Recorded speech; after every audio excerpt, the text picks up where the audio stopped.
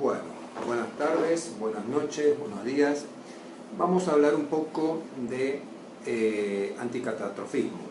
Primero quiero que veamos, o si pueden ver el video anterior de indefensión aprendida, porque el anticatastrofismo es una técnica para salir de la indefensión y para recuperar acción de dominio que nos permite no es tener control, sino precisamente, para eso se utiliza la palabra acción de dominio, sin tener dominio, poder manejar la situación.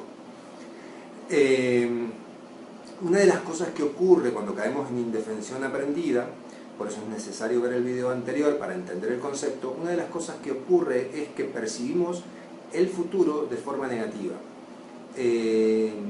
Muchas veces esta anticipación negativa del futuro hace que no dejemos de intentar y caigamos en esta indefensión, además de generar miedo en otras ocasiones, sobre todo cuando esta anticipación negativa es catastrófica. Por eso la técnica que vamos a ver, voy a tratar de ser corto en el video, dejarle en la reseña la técnica. La técnica es muy práctica precisamente para esto y para disminuir los miedos. Bien. El pensamiento permanente, que es una de las cosas que ocurre en el video de indefensión, los chicos dejan de intentar porque uno puede suponer que el pensamiento, el diálogo interno era, bueno, si estas dos no las pude resolver, luego no voy a poder resolver las otras que siguen. Y este es pensamiento permanente. Aquello que fue, es ahora y va a seguir siendo. Este es un mecanismo que genera pesimismo y que genera y puede generar depresión. Precisamente mencionaba en el video anterior que la depresión, una de las cosas que hay que hacer es sembrar cambio, porque la persona percibe, cree, sabe y está convencida en una hipnosis, en un trance hipnótico negativo, sabe que no va a cambiar, que todo lo que ha sido antes, ¿sí?, va a seguir siendo. Y si uno le pregunta a una persona ¿por qué sabe que va a ser así? Es que antes fue así, va a responder la persona. Supongamos, nunca tuve una buena pareja. ¿Y cómo sabe que en el futuro no va a tener una buena pareja? Es que nunca tuve una. Parece una cosa simple de entender que porque antes no se tuvo, es imposible concluir que luego no se va a tener. Sin embargo, ahora que nos escuchamos podemos decir es irracional, pero nosotros y la persona que está deprimida hace esto. Entonces hay que tener mucho cuidado con el pensamiento permanente, que yo lo menciono en el tango, el mundo fue y será. ¿Sí? Sobre todo cuando lo que hacemos como pensamiento permanente, aquello que es, va a seguir siendo, y eso que es todo. No está determinado muy bien qué es lo que es específicamente. Son todos los hombres, son todas las mujeres, son toda la vida, etc. O sea que ahí hay además pensamiento global.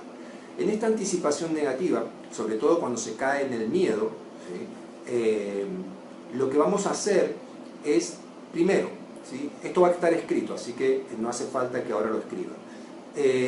Primero, ¿qué es lo peor que puede pasar? Esto es en general lo que las personas pensamos, lo peor que puede pasar. Bien, lo escribimos. ¿Por qué escribirlo? Es necesario escribirlo porque lo ponemos afuera, esto se llama extraterritorialidad. Poner el pensamiento afuera es darnos sensación de control, y sobre todo porque empezamos a ver lo irracional que puede tener el pensamiento. Pero ponemos todo lo peor que puede pasar sin criticarlo, ¿sí? Ponemos todo lo peor. Luego, segundo punto, ¿qué puedo hacer para evitar que pase lo peor? Y entonces hago un plan de acción para evitar que pase lo peor. Todo lo que se me ocurra, cualquier cosa. Luego, tercer punto, es ¿qué es lo mejor que puede pasar? Y en general esto es lo que más se resiste uno a pensar, porque no es en lo que uno está acostumbrado. Lo que está acostumbrado es a pensar lo peor, a anticipar lo peor. Porque además la gente cree que eso es realismo. Y eso no es realismo, eso es una fantasía. Es una fantasía de que algo terrible va a pasar, ¿sí? Yo no le tengo miedo a la oscuridad. Lo que le tengo miedo es lo que supongo que hay en la oscuridad. Y en una de esas ese miedo me da un control de la realidad. ¿Por qué? Porque en la oscuridad no sé qué hay. Y prefiero imaginar, vale, no es que prefiera conscientemente hacerlo, esto es un mecanismo inconsciente.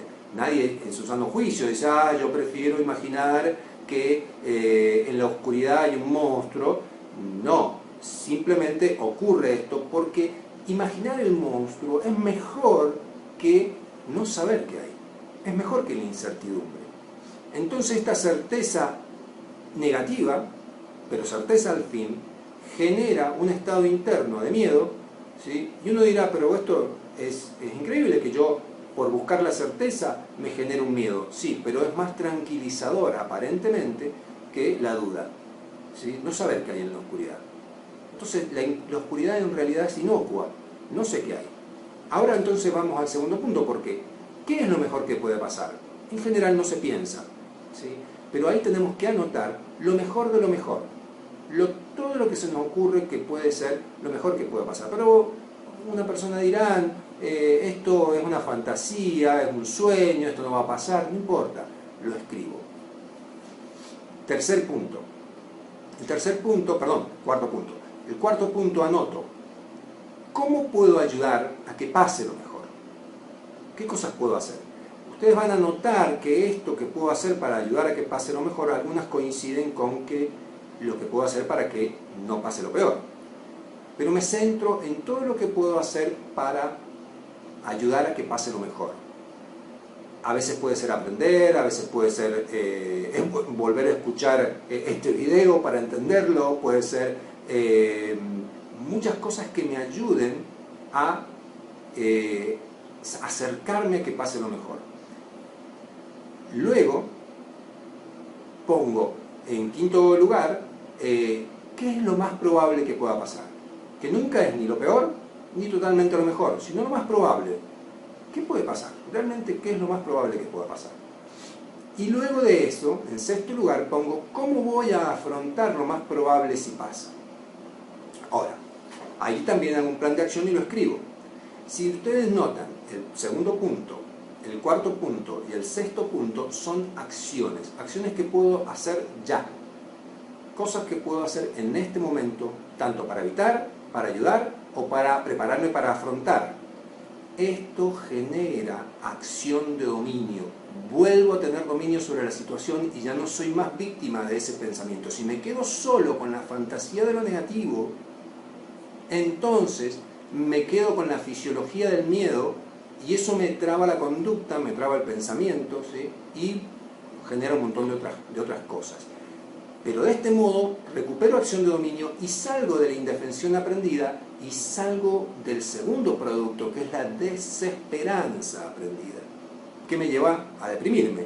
Porque si nada va a cambiar, si todo va a ser igual, si va a ser terrible, si todo esto va a estar mal, entonces me deprimo. Pero me deprimo hoy, no en el futuro, no estoy en el futuro, sin embargo el futuro me lo traje, ¿sí? Y esto es muy importante que entendamos. Porque entramos en un trance hipnótico negativo. Cuando la gente piensa que el trance hipnótico es que yo muevo un relojito y que la persona se cree una gallina, se cree un perro y hace cosas que... No es necesario eso. Para nada. El trance hipnótico negativo es precisamente esto. Me imagino que en la oscuridad hay un monstruo y ahora siento el corazón latir y ahora siento, si me saco sangre, voy a ver que los niveles de cortisol subieron, empiezo a sudar, etcétera, etcétera. Toda esa reacción fisiológica, ¿por qué ocurre? Si no está el monstruo. Por lo menos todavía no pasé a la oscuridad. Entonces, ¿por qué ocurre? Porque me lo estoy imaginando. Porque las palabras no son solamente cosas vacías. Las palabras tienen carga emocional, tienen significación, tienen neurofisiología. Cuando yo digo casa, la palabra casa, cada uno de ustedes, yo, ¿sí? Nos imaginamos una casa diferente, que no va a coincidir. Eso que estamos imaginando es, adentro de nuestro cerebro, una red neuronal que provoca, ¿sí?, neurotransmisores, sustancias químicas, neuropéptidos, sustancias informacionales que van a todo el cuerpo, que van a las glándulas, ¿sí?, que provocan modificaciones de las hormonas y a su vez las hormonas modifican el pensamiento, modifican los estados de ánimo, etcétera, etcétera. Por eso se llama psiconeuroinmunoendocrinología, porque desde lo psicológico, lo inmunológico, lo endocrinológico está junto. Para los fines de estudio, la ciencia lo separó, pero es un error terrible pensar que están separados. Para los términos individuales, nosotros tenemos que saber que lo que pensamos, lo que nos decimos a nosotros mismos, lo que nos hablamos, el diálogo interno, son estados fisiológicos que provocan conductas, y esas conductas van a recrear como una predicción autocumplidora una realidad que yo quiero evitar, ¿sí? Si yo le tengo miedo a la oscuridad, ¿sí?, imagino el monstruo no está, pero lo voy a sentir como si estuviera, y eso ya es suficiente, ¿sí? Parece totalmente cierto la existencia del monstruo. Bien, trabajen con este ejercicio, recuperen acción de dominio, y si tienen un miedo recurrente, lo que pueden hacer sobre ese miedo, lo escriben, ¿sí?, agarren el papel, lo guardan en el bolsillo, ¿sí?, cada vez que el pensamiento recurre a ese miedo, va nuevamente a ese miedo, sacan el papel y leen paso por paso, obligan al pensamiento a ir por esa línea. Tanto lo obligo a ir por esa línea que genero, ¿sí?, una huella anémica, una huella en el cerebro, y luego el pensamiento va a ir automáticamente por ese lugar. Esto es repetición, simplemente repetición, sobre todo cuando hay un miedo recurrente. Bien, espero les haya gustado, dejen su voto, dejen su comentario, así puedo tener feedback con ustedes y voy avanzando en este material, voy ayudando en lo que pueda. Muchísimas gracias por escuchar y por ver.